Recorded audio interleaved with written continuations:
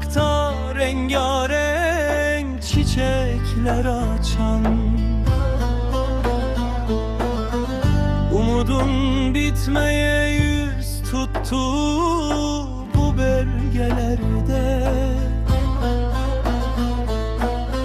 Özgürlüğün tohumlarını bir bir etrafa saçan,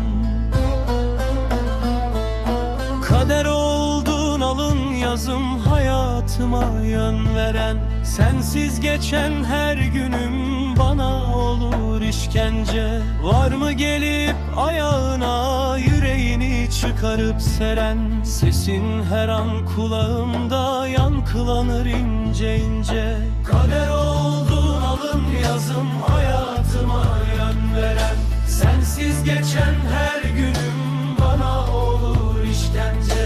Var mı gelip ayağına yüreğini çıkarıp seren, sesin her an kulağımda yankılanır ince ince.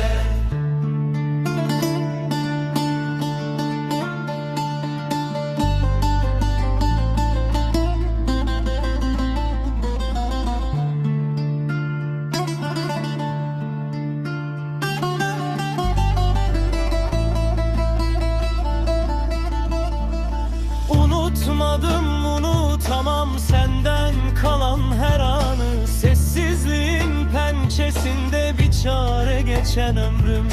Her gülüşünde gamzeni gördüm o zamanı. Kalbime kazıdım her an her saniye düşünürüm. Kader oldun alın yazım hayatıma yön veren, sensiz geçen her